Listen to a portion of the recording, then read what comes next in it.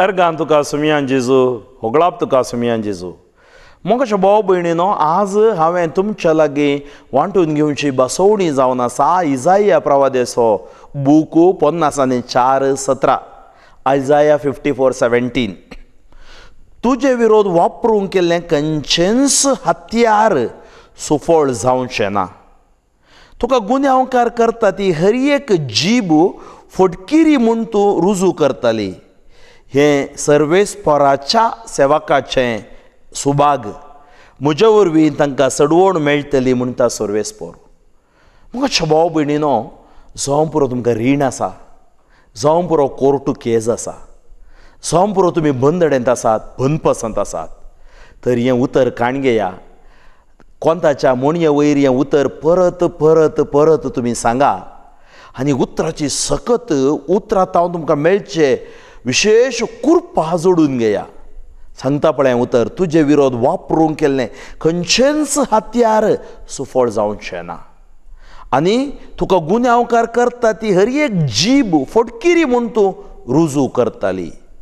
हें सर्वेस्पराच्या सेवकाचें बाग. हे भयण म्हाका म्हणा लागली म्हजी शेजारन केदाळे म्हाका गाळी सवय दिता फादर. हांवें तिचे लागीं इतलेंच म्हळें तूं तिजे खातीर माग. कशें मागचें फादर? एकदां कोण तूं तेर्स म्हणटाना तूं एकदां नामान मुरयो तिजे खातीर बेटय. देवाचें उतर काण घेवन परत परत परत तूं माग आनी तुका आशिर्वाद मेळटा. तर मोगाच्या भाव भयणीनो बंदपसंतले बंदड्यांतले देव आमकां सुडका दिवन दी. हें उतर तुमचे थंय सुडका आनी भलायकी हाडून दी म्हूण हांव आशिर्वाद दितां. सर पदवेदार बापा बंदडेंत बंदपसंत आसच्या म्हज्या लोकांचेर तुजी दया देवन येवन दी आनी उतर इजाया 50:4-17 आशिर्वाद सुडका हाडून दी म्हूण हांव आशिर्वाद दितां. आमेन. अर्गान तुका सुमयान जेजू होगळाप तुका सुमयान जेजू. मोगाळ भाव भयणीनो दुखांत आसच्या निरासपणांत आसच्या लोकांक एक सोबीत बायबलाचें उतर आज हांव दिवंक आशेतां. ती बसवणी आनी ताजी बसवणी आमकां हाडटा पेकोवणी म्हणजे भलायकी. इजाया 40:9-15 एक स्त्री आपल्या दुदाच्या बाळाक विसरत गाई, आपल्या कुशव्याच्या भुरग्याची ती दया करची ना गाई, पूण ती पर्यंत विसरत जाल्यारी हांव तुका विसरचो ना. देवाचो मोग शाश्वीत. सबार जाणां म्हाका पप्पाचो मोग मेळोना, मम्मीचो मोग मेळोना, पतीचो मोग मेळोना, पत्नीचो मोग मेळोना म्हूण रडोन बसनाकात. हें उतर काडा वाचा. देवाचो मोग शाश्वीत. शाश्वीत मोगान तुका हांवें आकारला म्हणून पवित्र सल्लो आमकां सांगता. दैवीक नियम कितें गे म्हळ्यार एक स्त्री आपणाच्या दुदाच्या बाळकाक विसरोंक नजो. पूण आज कितें जाता गर्भपात करतात, भुरग्यांक सोडून धांवतात, सबार पोटी असलें घडीत आमी पळयता. पूण ह्या नैसर्गीक नियमाक आवय बापूय विरोध गेल्यारी देव ताज्या नियमाक विरोध वचना. बायबल आमकां सांगता पूण ती पर्यंत विसरत जाल्यारी हांव तुका विसरचो ना. देव तुजो मोग करता बावा, देव तुजो मोग करता भयणी, देव तुजो मोग करता भयणी. भिये नाका, घाबर नाका. मोगळा सुमयान जेजू हें उतर आयकूंच्या म्हज्या भाव भयणींचेर आशिर्वाद घाल, तांकां सुडका दी आनी हें उतर तांचे थंय हिलींग हाडून दी, पेकोवण हाडून दी, तांकां भलायकी जोडून दिवन दी म्हूण हांव भलायकी जोडून दिवन दी म्हूण हांव ह्या उतराच्या आदाराचेर मागतां. सर पदवेदार देव तुमकां आशिर्वादान भरोवन दी. आमेन. अर्गान तुका सुमयान जेजू होगळाप तुका सुमयान जेजू. मोगाच्या भाव भयणीनो आज हांवें तुमच्या लागीं वांटून घेवची वळू इजाया प्रवादी 40:30-1. पूण सर्वेस्पराचेर विश्वास दवरतल्यांक नव्यान बोळ मेळटलें. गरुडा परी तांकां पाकाटे पडटले. तीं धांवतलीं पूण थकची नात, तीं चलतलीं पूण दमची नात. पळय ही बसवणी आमकां पेकोवणी. बसवणी कितें सांगता? सर्वेस्पराचेर विश्वास दवरतल्यांक नव्यान बोळ मेळटलें.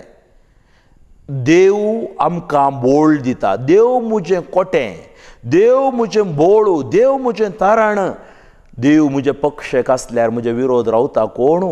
रोमाकारा बरयलें पत्र 8 30 1 वळू.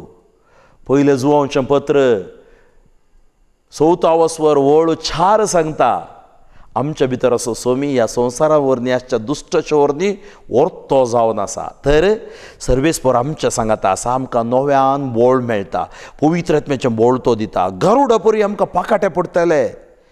गरुडू आमी पळयता, रणहद्दू म्हणटा, इगल म्हणटा, ताज्या पाकाट्यांनी ताजें बोळ आसा. तर देव ताजे वरवीं वर्तो जावन आसा म्हण सांगता.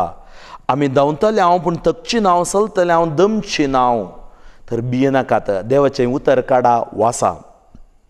तुमी तोकोन गेल्यात गी, सोलोवन गेल्यात गी, कोणी ना म्हूण भियोन आसात गी, हें काण वासा. नवी सकत, गरुडा परी सकत देवाच्या उतरां तावन तुमकां मेळटली. सर्वेस्पर बापा तुका अर्गां होगळा वाखाणणी दिता. म्हज्या परज्या खातीर हांव मागतां, तांकां पवित्र आत्म्याच्या सक्तेन बरो आनी विशेश जावन आज कितें हें उतर सांगता त्या उतराची सकत तांचे थंय देवन येवं दी म्हूण हांव मागतां आनी आशिर्वाद दितां. आमेन. अर्गां तुका सुमयान जेजू, होगळाप तुका सुमयान जेजू. मोगाळ भाव भयणीनो, आज तुमच्या लागीं हांवें वांटून घेवचें उतर विशेश जावन हें विधुरांक, विधव्यांक सहज जाल्लें.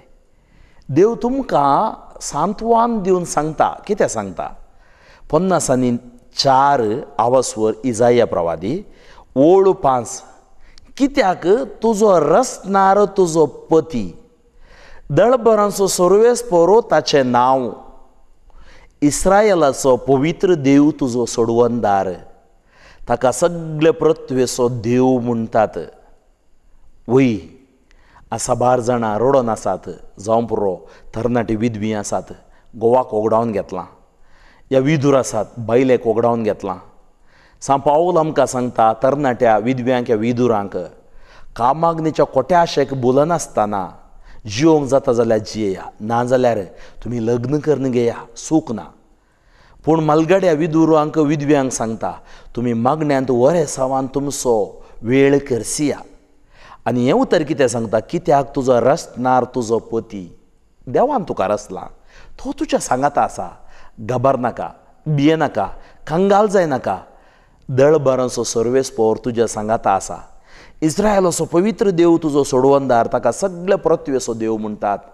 त्या देवा लागीं तुमची दुकां सामारपून तुमी मागा. मोगाळा सुमया जेजू.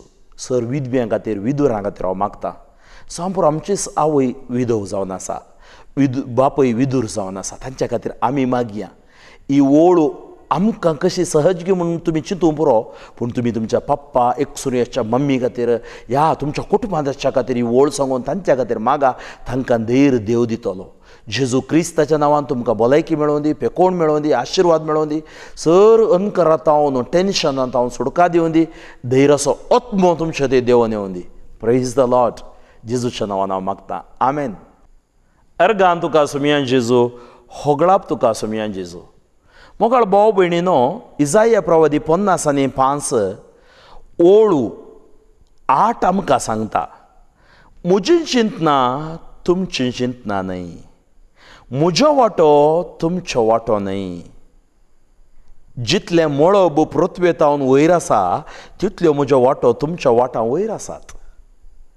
आज आमी मस्त येवजण्यो घालता, आमच्यो येवजण्यो पोंताक पावनात.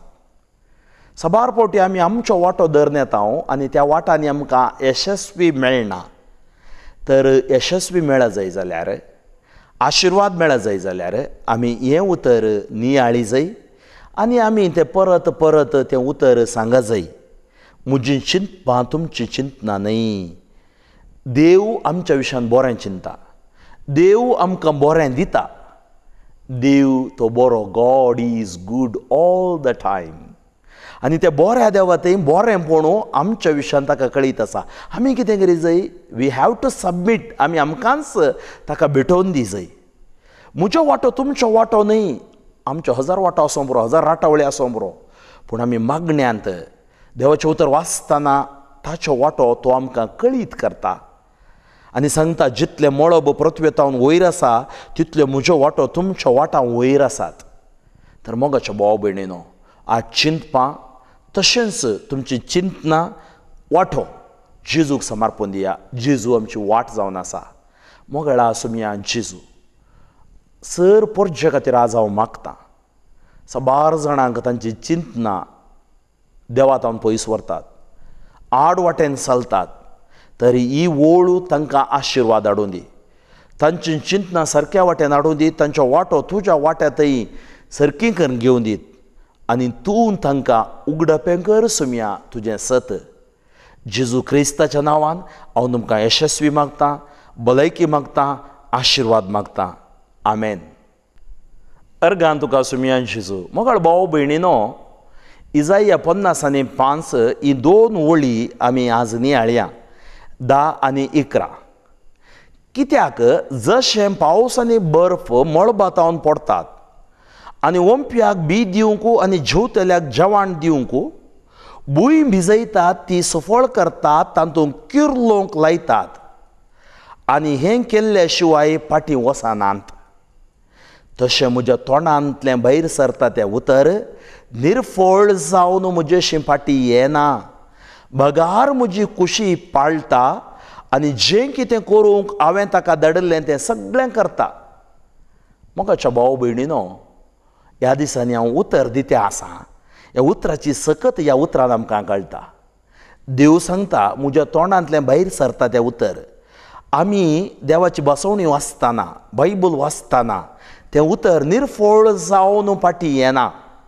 भगार देवाची कुशी पाळटा, बरें तें कितें आमकां करता आनी तें कित्या खातीर धाडिल्लें आमी सांगतना त्या उतरान देव ताजी कृपा आमकां दाखयता आनी तें कितें करूंक हांवें ताका धाडिल्लें तें सगळें करता.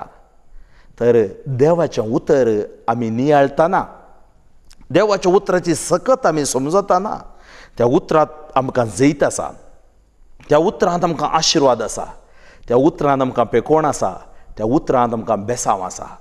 तर आज देवाचें हें उतर इजाया 50:5, 10 आनी 11 आशिर्वाद, बेसांव, पेकोण आमकां दिवं दी म्हणून आमी हें उतर परत परत वाचून मागया. सर्वपदवेदार देव, बाप, पूत आनी पवित्रत्मो तुमचेर आशिर्वाद घालून दी. आमेन. अर्गान तुका सुमया जेजू. तुमच्या लागीं वांटून घेवचें उतर आज जेरेमिया 17 वळू 9 आनी 10. दुसऱ्या सर वस्तू प्रास मनशाचें काळीज कपाटी, तें बरें करूंक जायना, ताचो ठाव घेवंक कोण शकता? हांव सर्वेस्पर हर एक मनशाक ताच्या सालीक आनी कर्णेक फावो ती मजुरी दिवच्याक ताच्या काळजाची परिक्षा करता आनी ताच्या अंतस्करणाची तपासणी करता. We have a heart doctor. देव आमचे काळजाची तपासणी करता. देव काळजां पळयता, मनीस मुखामोळ पळयता. कितें देव सांगता? दुसऱ्या सर वस्तू प्रास मनशाचें काळीज कपाटी. आमी सांगता हांव तो सोमाना, हें सोमाना, हांव सोमा सांगी. तर म्हजें जिवीत आज पळोवंक देव आपोवणें दिता. मनशा वरवीं तें बरें करूंक जायना, ताचो ठाव म्हळ्यार ताचो गुटू घेवंक कोण सांगता? कोणेय कोणाच्या काळजाचो गूट घेवंक सादच ना. आमी मोग करून जिये जाय, एकामेका अर्थ करून जिये जाय. हांव सर्वेस्पर हर एक मनशाक ताच्या सालीक आनी ताच्या कर्णेक फावो ती मजुरी दिवच्याक ताच्या काळजाची परिक्षा करता, अंतस्करणाची तपासणी करता. आज आमी चिंतया, म्हजें काळीज कशें आसा? म्हजें अंतस्करण फोट मारना, म्हजें अंतस्करण सत सांगता. तर आमचीं काळजां जेजू बदली, आमच्या काळजां परिवर्तन कर. काळजांतलें दूख तूं गूण कर, काळजांतलें उणेंपण तूं पयस कर आनी अशें ह्या उतराचें आशिर्वाद आमकां दी. तुवें परिक्षा करतना, तुवें आमच्या काळजांत देंवन येतना तुजो मोग तूं भरताय म्हूण म्हाका कळीत आसा. जेजू, बोळ्या आनी कालत्या काळजाच्या कर म्हजें काळीज तुज्या काळजा सारकें. तर मोगाच्या भाव भयणीनो, आज आमी मागया आमचें जिवीत ताच्या काळजा सारकें जावं दी. मोगळा सुमया जेजू, तुज्या नांवान म्हज्या परजे खातीर हांव मागतां. आमच्या काळजांत अशी कुसडाय उणेंपण तुका कळीत आसा. तुज्या पवित्रत्म्यान तूं आमकां बरो, तुज्या पवित्र सक्तेन तूं आमकां आशिर्वादीत कर. आनी अशें नवें आशिर्वाद, नवें बेसांव आमी पळोवन एक नितळ मन, एक नितळ काळीज आमकां रोसून दी. आनी अशें आमी आज यशस्वी जावचें बरें कर जेजू. आमेन. अर्गां तुका सुमया जेजू, होगळाप तुका सुमया जेजू. तुमच्या लागीं वांटून घेवची आज बसवणी जेरेमिया प्रवादी 32 म्हणजे 30 आनी 2 ओळू 20 आनी 7. हांव सर्वेस्परो सगळ्या मनशाकुळ असो देव, म्हाका कितें असाध्य? म्हाका भाव भयणीनो, हांव सर्वेस्परो सगळ्या मनशाकुळ असो देव. देवान आमकां रचलां, देवान सगळें रचलें, देवाक बरें दिसलें. तर देवाक असाध्य कितेंच ना. देव सांगता, आमी भावार्थान पातयेवन विसारतना आमकांय असाद कितेंच ना. अब्राहमान विसारलें 50 सण आसल्यार तूं उरयशी गी. 40 आनी 5, 30, 25 निमाणें 5 सणी ते मेळोवनात. तर मगाच्या भाव भयणीनो, प्रस्तुत संवसार वातावरण वैफल्य, हवामान वैपरीत्य म्हणटा आमी, एनवायरमेंट क्रायसीस आनी ग्लोबल वॉर्मिंग तपते आसा. तर संवसार रचलो देव आमच्या सांगात आसा. देवाक कळीत आसा खंयचें बरें गी म्हणून. आमी पळयता, हांव सर्वेस्पर सगळ्या मनशाकुळ असो देव, म्हाका कितें असाध्य? हांवें म्हज्या जिवितांत पळयलां, कॅन्सर गूण जाल्लें, HIV AIDS गूण जाल्लें, व्हील चॅरांतल्यान उठोवन चललें, ओयजांनी असाध्य जायना, 99% सोडुल्लें, फाटीं आयिल्लें. देवाक असाद कितेंच ना. तर आमचो भावार्थ सोम्याचेर दवरया. आमचो भावार्थ देवान आमकां धाडलेलो व्यक्ती जेजू क्रिस्त. जेजू थंय पातयेल्ल्यांक असाद कितेंच ना. जेजूच्या नांवान जें आमी मागता तें आमकां सर्वेस्पर देव दिता. त्या खातीर आज ह्या पोरन्या सोल्ल्याचें उगडापे जाल्लें उतर नव्या सोल्ल्यांत, देवाक असाध्य म्हणलें कितें आसा काय? आज तुमच्या जिवितांनी तुमी चिंतून बसल्यार जावं पुरो, हें म्हाका सादच ना. असाद काड तें मतींतलें. जेजू साद करता, देव साद करता. देवान इतलो मोग केलो की ताज्या पुता जेजूक आमच्या खातीर दिला. आनी जेजू तुज्या खातीर आसतना भिरांत ना. जेजू तूं म्हजे संगी आसतना म्हाका भिरांत ना. म्हज्या दोणीर तूं आसतना भिरांत ना. जैत म्हजें जावन आसा. वय मोगळा सुमया जेजू, तुका आसाद कितेंच ना. बापा, तुका आसाद कितेंच ना. सर लोकांचेर आशिर्वाद घाल पवित्र आत्म्यान बोर. जें कितें उणें पडलां तांकां भरती कर दी, तांचो भावार्थ घट कर. जेजू क्रिस्ताच्या नांवान हांव आशिर्वाद दितां. आमेन. अर्गान तुका सुमया जेजू, होगळाप तुका सुमया जेजू. मोगाळ भाव भयणीनो, हांवें तुमच्या लागीं वांटून घेवचें उतर जेरेमिया प्रवादी 33:3. म्हाका उलो मार आनी हांव तुका आयकतलों. तुका कळीत नात ते वर्ते गुठू हांव तुका सांगतलों. विशेश जावन मागण्यांत आसलेल्यांनी ही ओळ मागचय. म्हाका उलो मार म्हळ्यार मागणें कर आनी हांव तुका आयकतलों. देव आमकां आयकता. आमी एक सवाल विचारता, फादर, देव म्हाका आयकता गे फादर? देव आयकता, पूण आमी उलयता गे म्हूण देवा लागीं पयलें विचारी जाय. तुका कळीत ना ते वर्ते गुठू हांव तुका सांगतलों. देव सर्गाचे गुटू आमकां उगडापें करता. कशें उगडापें करता? रेवेलेशन म्हणटात ताका. तें उगडापें करचें बायबला द्वारे या इन्स्पिरेशन, प्रेरणा द्वारे. त्या खातीर आमकां प्रेरण मेळटा आमी ध्यान करतना, मागणें करतना, ताचे मुखार बसतना. तर आज आमी एक नियाळ करया. थोडो वेळ मौनपणी आमी देवा मुखार बसया. साक्रामेंता मुखार या तुज्या रुमांत, जेजू म्हणटा रुमाक वच, दार घाल, मागणें कर. म्हळ्यार कितें? मौनपणी माग.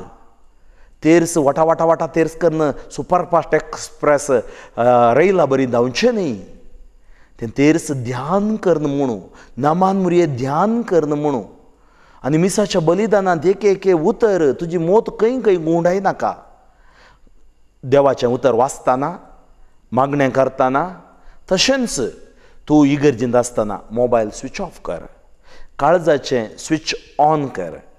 तवळ देवान उगडापें केल्ले गुठू तुका कळटले.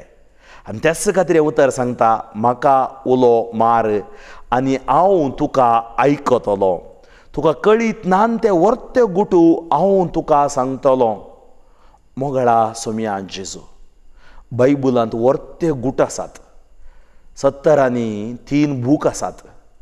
हे वाचूंक आमकां कृपा दी. ते वाचतना तुजी जाणवाय आमकां मेळटा, तुजें देणें आमकां मेळटा, पवित्र आत्मो आमचें थंय काम करता आनी देवाचें उतर आमकां जैत दिता. तर जेजू क्रिस्ताच्या नांवान आज ह्या फुडां तुमी मागतना हें उतर आशिर्वादाचें उतर, बेसांवाचें उतर जावं दी. आनी हें उतर तुमी परत परत सांगतना देव ताची जाणवाय तुमकां उगडापी करून आशिर्वादीत करून दी म्हूण हांव मागतां. तर हर एकल्यांच्या नॉलेजीचेर जाणवायेचेर आशिर्वाद देव घालूंक शकता. तर गिन्यान ताजी जावन आसा, ताज्या गिन्यानीन आमकां जैत मेळटा. Amen. Praise the lord. Hallelujah. आज तुमच्या लागीं वांटून घेवचें एक उतर एक ल्हान इंजेक्शन आसल्या वरी आसा. स्विकार करीत जेयस आमी, कित्याक म्हळ्यार तें बायबलाचें उतर. जेरेमिया प्रवादी 2रा वसवर 19वी वळ सांगता, तुजेंच कोटेंपण तुजेर क्यास्त हाडटलें, तुजोच विश्वासघात तुका गुन्यांवकार करतलो, सर्वेस्परा तुज्या देवाक सांडून तुवें केल्लो अपराध तुका कितलो वायट आनी कोडू जावंक पावतलो म्हूण सारकें समजून घे आनी पळय.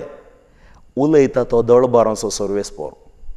देव साबार फावटी आमकां जागवण दिता, तिदवण दिता, बदलावण दिता. आज हें उतर आमी नियाळया. तुजेंच कोटेंपण तुजेर क्यास्त हाडटलें. तर म्हजें थंय कितें कोटेंपण आसा? आमी साबार फावटी दुसऱ्यांचेंच उणेंपण पळयता, दुसऱ्यांचेंच कोटेंपण पळयता, पूण आमचें थंय कितें उणेंपण आसा तें पळोवया आनी तें कोटेंपण आमी सांडया. तुजोच विश्वासघात पळय, हांव केदाळे सांगता, देव फातक्या बोक्षिता घातक्याक न्ही. विश्वासघात आमी करचो न्ही. देवात आवन देवाच्या पवित्र सभेत आवन आमी पयस वेचे न्ही. देवाच्या उतरांत आवन साक्रामेंतांत आवन पयस वेचे न्ही. विश्वासघात म्हळ्यार कितें? आज सगळ्यांक इगर्ज जाय पूण साक्रामेंत नाकात. इगर्ज मातेतावन भायर वचून काजार जातात, साक्रामेंताक विरोध वेतात. आमचींच भुरगीं बाळां पळया, आज सांगातात जियेतात खंय, साक्रामेंत नाका खंय, तर तांणी कुमगार घेवंकी जायना. बायबलांत एक सांगणी आसा, मोतयां काण्ण दुकरा मुखार उडयनात, हीं वज्रां दुकरा मुखार ह्या पेट्या मुखार घालनात. कारण इतलेंच, देवाचें उतर साक्रामेंत आमी पाड करूंक नजो. त्या खातीर सांगता, तुजोच विश्वासघात तुका गुन्यांवकार करतलो, सर्वेस्परा तुज्या देवाक सांडून तुवें केल्लो अपराध तुका कितलो वायट आनी कोडू जावंक पावतलो म्हूण सारकें समजून घे. उलयता तो सर्वेस्पर. मोगाच्या भावा भयणी, पत्कां वळखून घे. हांव ह्या दिसांनी तुमकां बसोवण्यो मात्र सांगता, कलरफूल मात्र न्ही. बायबल आमकां काळजाक लागच्या बरी सांगता. तुजेंच कोटेंपण तुका वायट करीत, तुजोच विश्वासघात तुका नाश करीत, ताज्या पयलें परिवर्तन जा. आज ही बसोवणी आमकां परिवर्तन हाडून दी. म्हजें जिवीत क्रिस्त जेजू सेवेत जिवोवचें तसलें जिवीत जावं दी. जेजू क्रिस्ताच्या नांवान सर अनकर, बनपस, बंदड्यो, द्रोह, कोटेपण कितें आसा आमचें हांव तें जेजू क्रिस्ताच्या नांवान तुटोवन पडोवन दी. आनी आमकां पवित्रपणाचें जिवीत आशिर्वाद जावन सुम्यातावन फावो जावन दी म्हणून आमी मागया. आमेन.